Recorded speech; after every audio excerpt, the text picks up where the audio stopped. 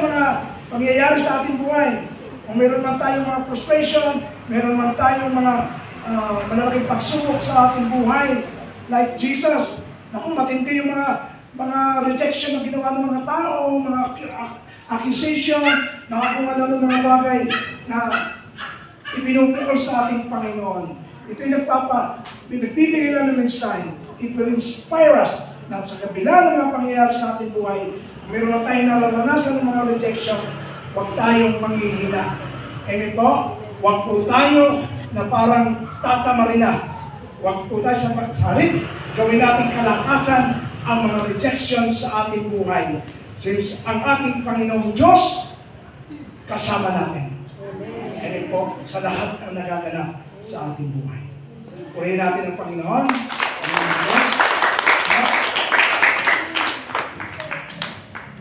And sabi ng Panginoon kay Prophet Jeremiah, meron na tayong nararanasan na karamdaman, I will heal you. Kahit na sa kabila ng lahat ng ito, naranasan mo na yung rejection, nanatili ka sa Panginoon, sabi ng Panginoon, I will heal you. Amen po. Amen. Amen. Okay, pagin natin ang Panginoon. Sino po rito nakaranas ng rejection?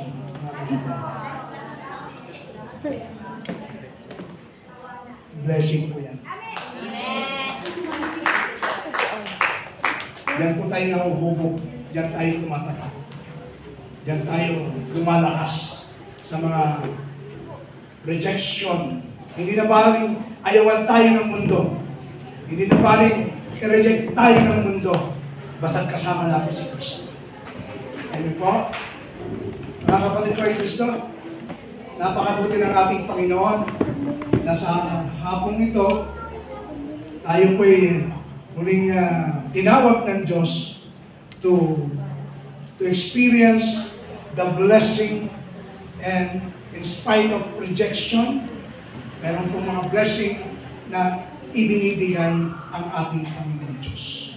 It will correct you, it will protect you, and God will redirect you sa lahat ng pangyayari sa iyong buhay.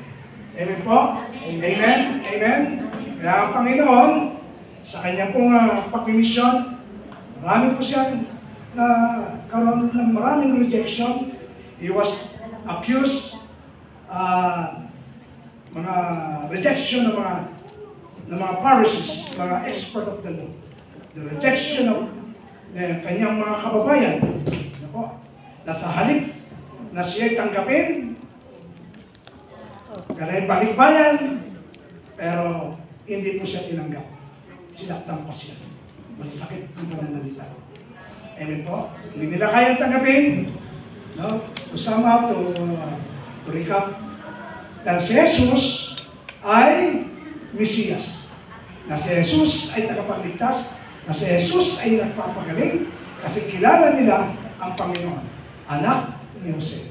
Na carpenter. Kaya ulitin ko lang po. Kung ang ating Panginoon, hinahanap ng ibang mga tao, tinatanong sa atin, kung talagang ikaw ay magaling, alam mo ang Biblia, nasa saan si Jesus from 12 years old to 30 years old. Mula 12 taon hanggang 30, nasa saan ang Panginoon? Sapagkat wala namang account ang Bible na pinapakita na si Jesus ay naroon kung nasa saan, papagaling from 12 years old to 30 years old. Nasa saan ang Panginoon? Sa piling ng pamilya. Nagkakarpentero. Kasama ang pamilya. Kasi para kay Jesus, ang pamilya muna. Pamilya muna. Ay, nakakapasok ako. Hindi nakakalimot daw. Kaya, kung hahanapan ninyo ng reason, no? Kung bakit siya namatay sa krus, sa kahoy, sa martilyo, sa pako, balikan mo si Jesus. Kasama ang Panginoon. Ang kasama si Jesus, kasama ang ating pagkasama si Jose. Nagkakarpintero. Ang hawak ay Martilyo. Martilyo. No? Martilyo. Pako. Pait. Pait. Ano pa? Lagari. Wala nagari pa nun. Kaya, kinuwento ko ito sa iba. Sabi ko, may nagsabi sa akin, doon po sa bansang Israel, meron po doon na isang simbahan, ang pangalan ng parokya is San Jose. Saint Joseph. Saint Joseph the Worker Parish Church. Parang San Jose. No? Pero pag pumasok daw po kayo sa simbahan yun, makikita ninyo doon ang isa na attraction. Pag pumasok sa simbahan, makikita mo doon ang original na gamit ng martilyo, original na gamit, nandun pa yung pako, nandun pa yung mga ginamit ni San Jose, at kasama ang Panginoon. Nung ginagamit yan, nandoon sa loob ng simbahan ng ating parokya doon sa Israel. Anong ibig sabihin na ito mga kapatid kay Kristo? Tama. Tama ang sinasabi ng ating simbahan na wala nang iba pa na tinatag ang Panginoon na simbahan, kundi ang Santa Iglesia Katolika. Isa lang yung tinatag. Bakit ang dami? Ewan ko. Isa lang yung tinatag ng Panginoon na Iglesia. Cross. Hindi po patulis. Isa lang yung tinatag ng simbahan ng Panginoon. Bakit madami? Sila yung nagtatag noon. Sila yung author noon. Sila yung nag-organize noon. Kaya yung outside Catholic Church, lahat ng sinasabi nila ng mga sekta, sila yung nagtatag para sa Diyos. Pero ang original, yung itinatag ng Diyos para sa tao, hindi yung itinatag ng tao para sa Diyos. At kaya walang iba, kundi yung katapunan. Bahagi ng simbahan yung katapunan. Amen po? So we must be proud to become a Christian Catholics because sa tama po tayo. We have Mama Mary. We have the 7 sacraments. We have the veneration of the saints. We must be proud to become Catholic Christian. Kaya kung meron tayong mga naranasan na rejection, tandaan po natin, may biyaya sa bawat rejection na pinupukos sa atin ng ating kapitbahay, ng mga taong nakapaligid sa atin. Amen po? Sa bawat rejection na binibigay sa atin, mga kapatid kay Kristo, dapat lalo tayong lumalakas. Amen? Lalo tayong nagpupursige, determinado na paglingkuran ng ating Panginoon. Hindi yung pag mayroong mga rejection, parang nangihina na tayo. Ang tagal mo na nananalangin sa Panginoon, pero naranasan mo pa rin itong rejection nito. Sabi mo, Lord, ang tagal ko na. Pero bakit na ito naranasan? Kasi ikinukuri ka nga ng Panginoon. Baka hanggang ngayon, hindi mo pa rin pinapatawad yung taong nakasala sa iyo, ang hindi mo alam na kinukuri ka, sapagkat kung nagpatawad ka, nakahanda na, ibinigay na ng Diyos sa kamay ng iyong kaaway mo dati. Ay kung pinatawad mo, yung pala, yung biyaya na pera, nasa kaaway mo. Hindi mo pinapatawad.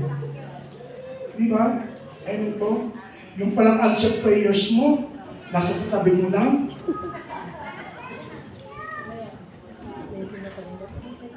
Yung palang kagalingan mo, nasa iyong asawa lang, nasa sa iyong mga kapatid, sa iyong ina. Dahil hanggang ngayon, hindi mo pa rin pinapatawad. Nire-reject mo pa rin. Ngayon, tinuturuan ka ng Diyos, a sort of correction, patawarin mo, sapagkat ang kagalingan nasa pagpapatawad sa kapwa.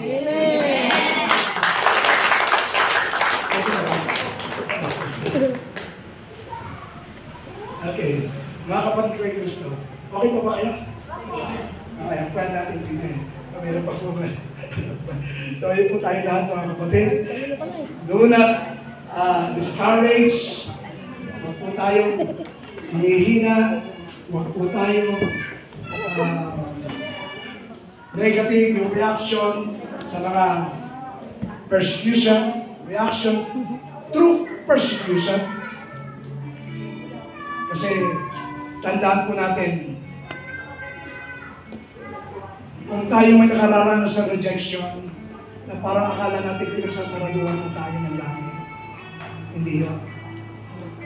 Kasi, kung nakasarado man sa iyo yung pintuan na kinakatukan mo dahil sa iyong mga prayer request, tandaan ko natin, yung pinabubuksan sa iyo ng Diyos sa pintuan, masagana. Masagana ang biyaya at habag ng Diyos.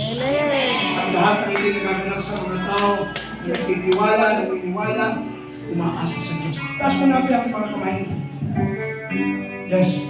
Masagana po ang biyaya at habag ng Panginoon.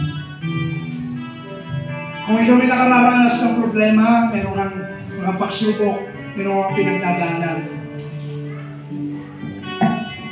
mas malaki ang habag ng Diyos. Mas malaki ang biyaya ng Diyos. Mas malaki ang tagumpay ng Diyos. Mas malaki ang kagalingan ng Diyos. Mas malaki ang himala ng Diyos. Buhay natin. Pagkatiwala mo sa Diyos. Masagana ang biyaya at habag ng Diyos. Sa Kanya tayo lumapit magtiwala sa harap.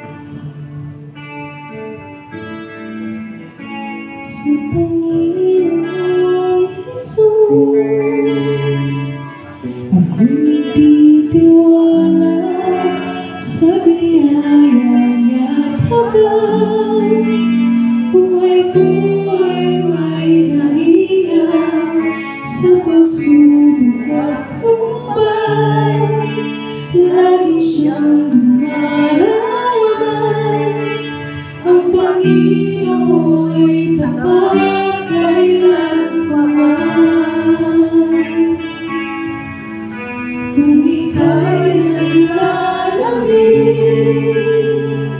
wala kang malapitan para bang hangga'itin. Sa iyo'y pinapasan, alalahanin mo sana. Minamahal ka niya, ang Panginoon'y tapat kailanpaman. Biyaya niya't habag sa buhay ko'y sapat. Di man karapat-dapat na ako ay iligtas. Ang pangako niya'y di nag-iba, di tulad ng iba. Ang Panginoon'y tapat kailanpaman. Sa Panginoong Jesus, ako'y magtitiwala sa biyaya niya't habag. Buhay ko ay may kalinga sa pagsubok at humbay. Lagi siyang dumaraman. Ang Panginoon'y tapat kailanpaman. Ika'y naglalamig,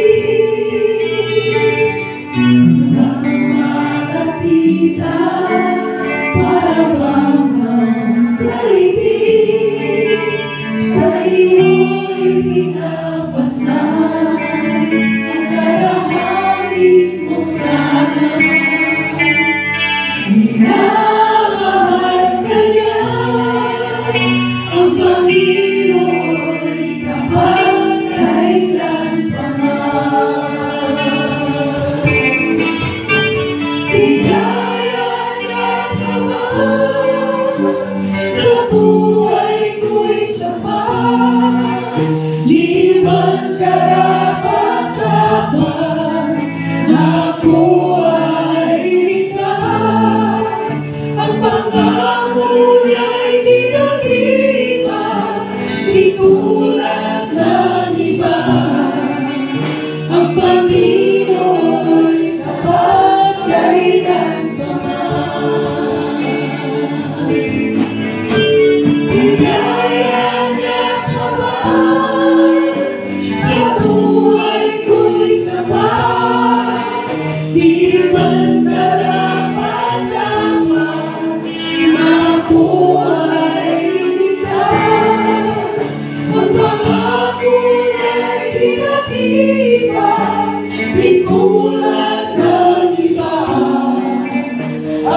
Panginoon sa pagkailanman.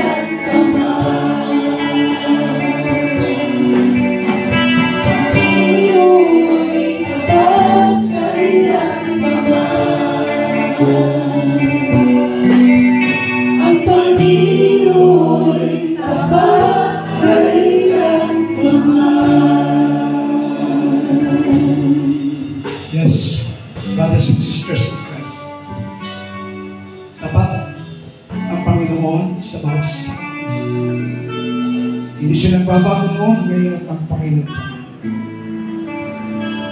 Katulad ng pangako niya kay Propeta Jeremias. Because Prophet Jeremiah was being outcast. He was being rejected. But ang sabi ng Diyos, because of your rejection, I will heal you. Magagalingin kita, palalakasin kita, at bibigyan kita ng bagong buhay.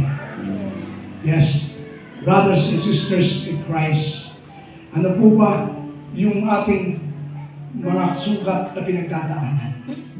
Sali ng mga denial, rejection. Sugatan ang ating puso. Sugatan ang ating buhay. Dahil sa mga pinagdadaanan natin, karamdaman. Isang pagsubok, nahihirapan tayo sa dami ng mga pagsubok na dumarating sa ating buhay. But now, sabi ng Panginoon, and rejection, there is blessing. There are blessing. Panginoon, ano man po ang mga sugat sa hapong ito na taglay ng bawat sa amin, Lord, papakilungin mo po. Pagkalingin mo na po, Panginoon, ano bang uri ng karamdaman.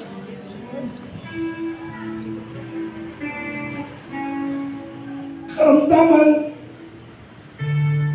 na siya minsan nagpapahina sa aming buhay. Paglilingkod. Meron po kami, Panginoon, na dinaranas na kahirapan. Lord, sa hapon pong ito, heal us. Heal me, O Lord. Heal us, O Lord. Ikaw ang aming panggagamit. Ikaw ang maghihilom sa lahat ng sugat, sanhi ng aming mga karanasan sa buhay nito. That's all. Palakasin mo kami. Pagilingin mo kami, Panginoon. Ikaw ang aming pag-asa. Yes.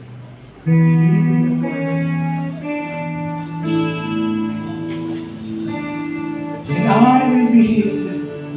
Yes.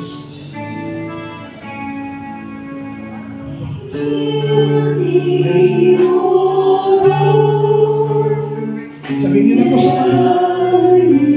Ano po yung inyong mga ninanay sa buhay? Ano ba po yung sulang? Napapaginomin ng Diyos. Sa rinang karamdaman sa sulat ng pakal. Pinaghihilom ng Diyos ang lahat ng sulat. Pinahulog ang karamdaman sa buhay. Ang karamdaman. Ang normalidad at pagdali ng dugo, high blood, low blood, arthritis, sakit sa puso, at dalawin ng paligid. You are the one I pray. And in the name of Jesus Christ of Nazareth, be healed.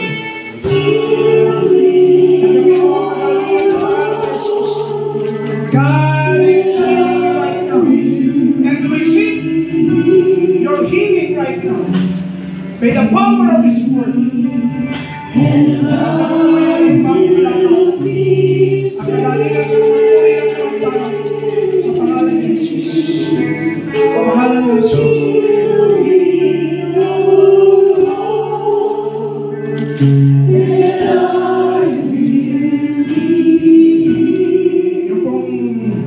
nagnanais ng katawan, ng tuloy-tuloy na manalangin, at pray over, punta po kayo dito sa unahan. Manalig po kayo sa mampalataya sa Diyos. Ang kamay ng Diyos. In the name of Jesus, papatin ang kanyang kamay sa bawat ulo na nananalig at sumasampalipay. Sa kapangyarihan ng Diyos, sa pag-ibig ng Diyos.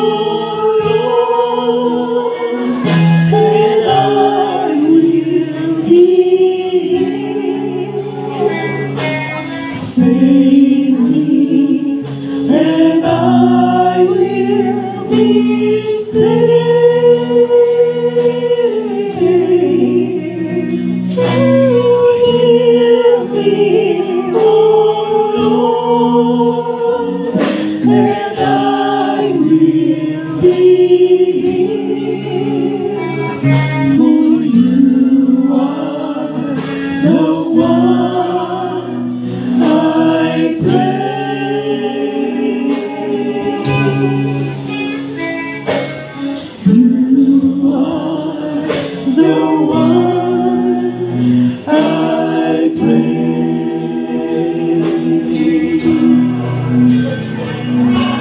Heal me, oh Lord, and I will be healed. Save me, and I will be saved.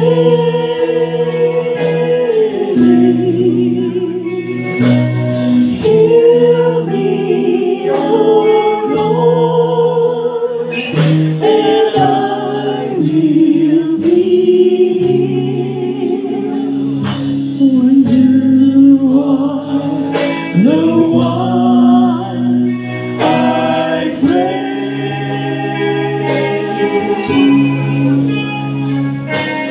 You are the one I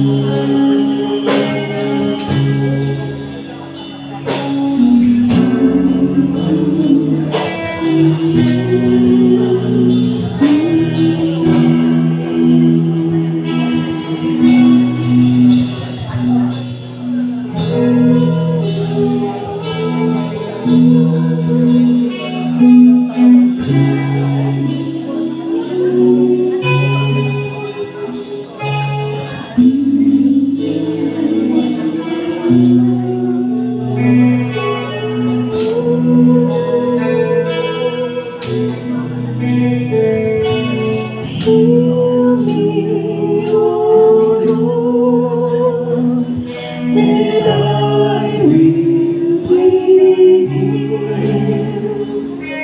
Save me, and I will be saved.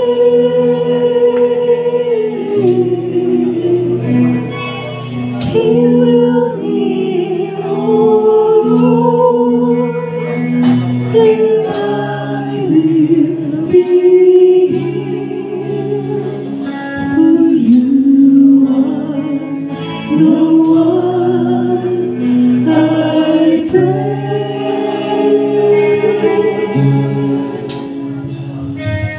You are the one I praise.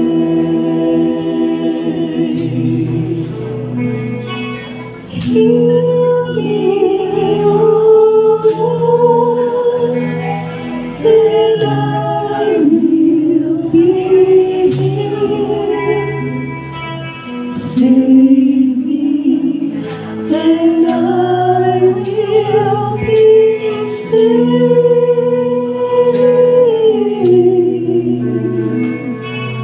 Heal me, oh Lord,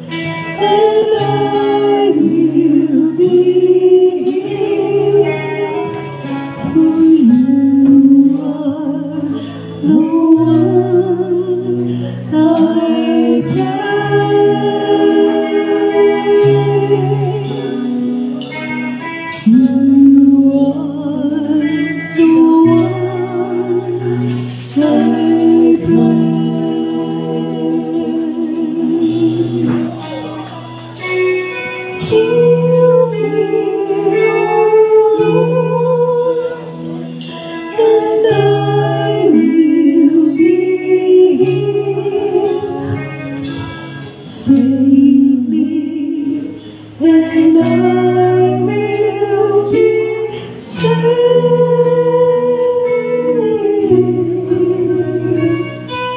Heal me, O Lord, and I will be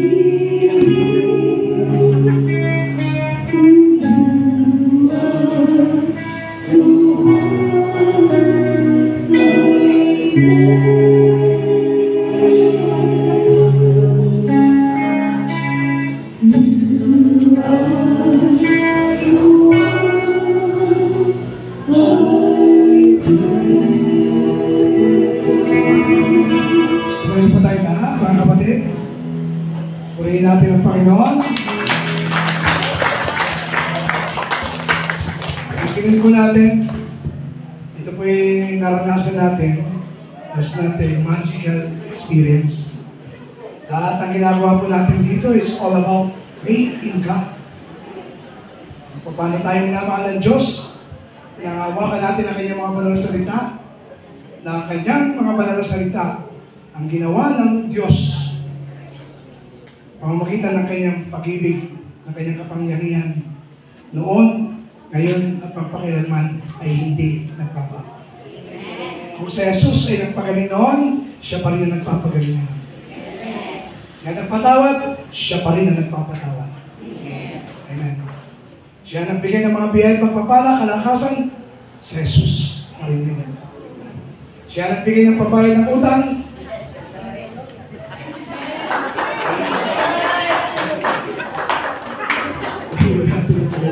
kaso natin mga liyang kailangan kay Lord na tinupad ng Panginoon. Ito po, taas po natin. Mayroon pong banal na misa sa St. Vincent, anticipated fast. Kung meron po kayong oras para sa anticipated fast, nandun po ang ating music ministry. Ito po. At para sa araw po ng bukas, napakabait ng Diyos. Bukas, papakinggan natin ang Ebanghelyo ng anticipate ng Lord, yung blessing. Kaya bukas, pagsimpan natin, lalo pang dadagdagan ni Lord ng blessing. Amen. Amen. So, taas po natin po mga Panginoon, thank you Lord. Salamat po sa paghilom ng aming mga sugat, sanhi ng mga karanasan namin sa buhay niya. Mga rejection, mga karamdaman, mga bagay na minsan ipapalayo sa amin sa iyo, Panginoon. Salamat po, Panginoon, na we are healed. Pinagaling mo ang aming spiritual na pamumuhay. At salamat sapagkat kapag pinagaling mo, pangako mo ang aming spiritual na pamumuhay, ang kasunod, ang kalakip, kagalingang pisikal. Salamat po, Panginoon, sapagkat ang pangako mo na seeking first the kingdom of God and His righteousness, all these things shall be added unto you.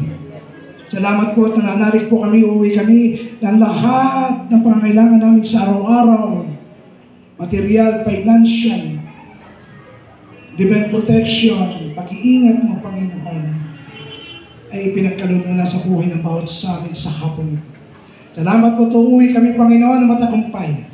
May bagong buhay, may kalakasan ng Espiritu, at may katugunan na aming mga kahilingan. Narito po, Panginoon, ang mga liham ng aking mga kapatid. Nananalig po kami na kanina pa, sinusulat pa lang. Ipinagkaloob mo ng katugunan sa aming mga kahilingan. Sapagkat nakikita mo ang pananampalataya ng bawat isa. Salamat po, Panginoon, hindi man namin naisulat sa mapirasong papel na ito ang aming pamamagitan sa buhay. Nananalig po kami na ayon sa iyong kalooban, ang lahat ng ito ay nagkaroon ng katugunan. Panginoon, basbasan niyo po ang buhay ng bawat isa at ipagkaloob, Panginoon, ang pagbabasbas din sa mga bagay na hawak ng aking mga kapatid. Ito lahat, ang mga kaloob ng bawat isa. Mula sa iyo, Panginoon, ibinabalik mula sa isang tapat na puso.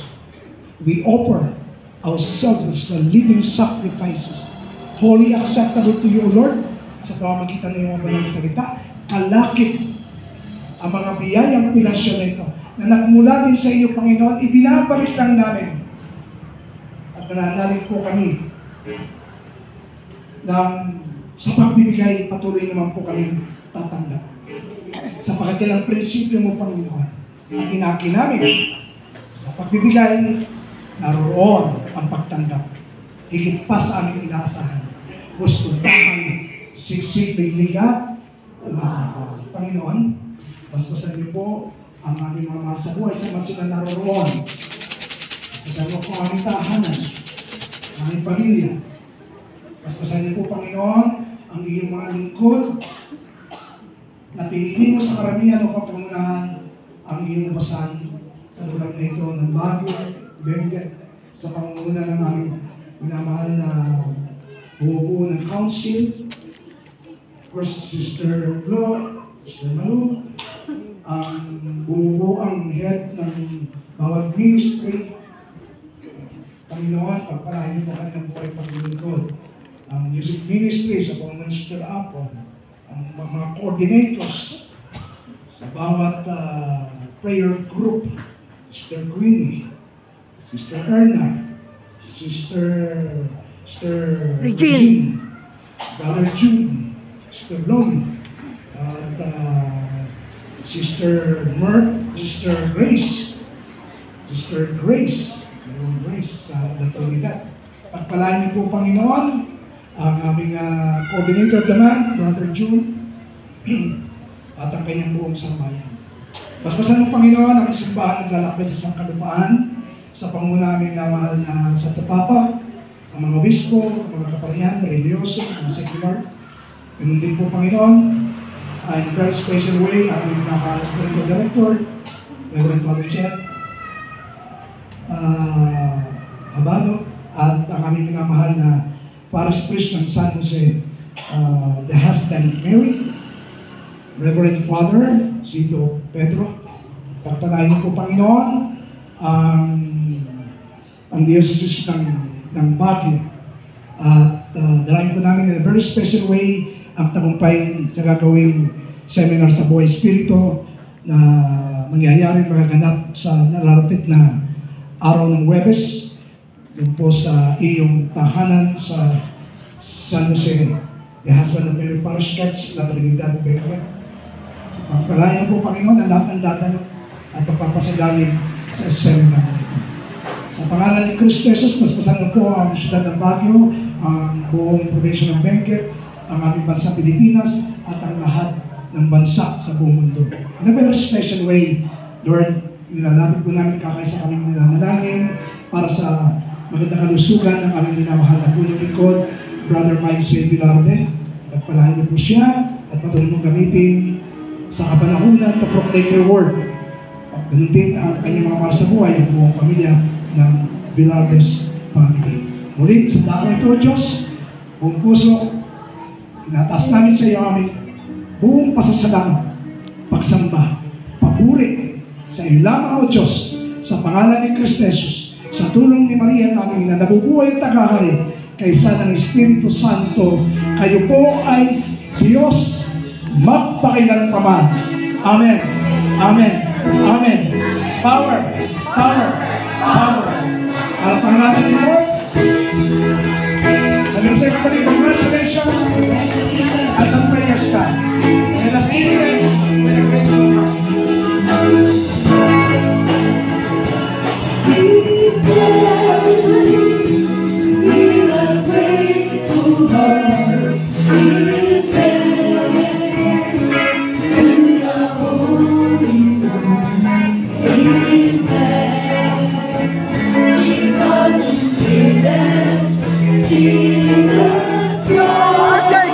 Divine blessing, divine protection, power, power.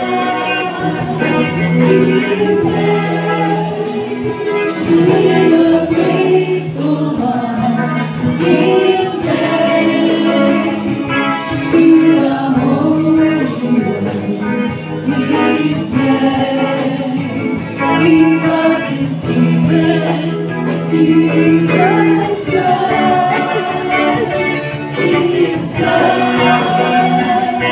And now,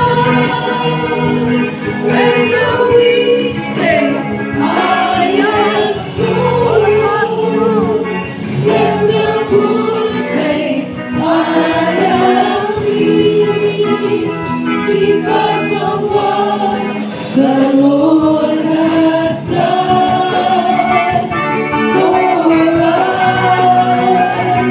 And now, when the weak say, I am strong, let the sick say, I am healed. The sick say, I am healed, because of what the Lord has done for us. Be thankful, so Lord, be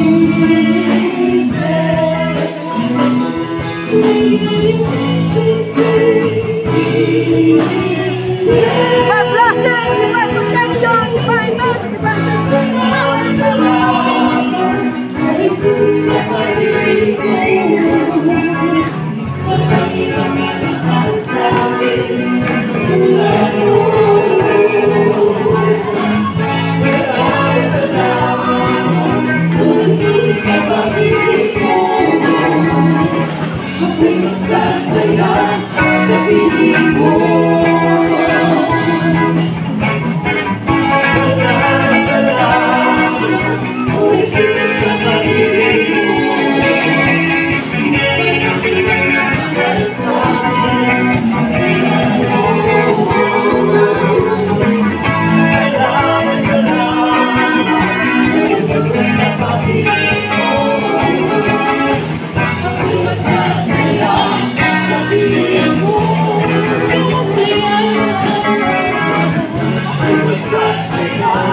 Sa piling mo.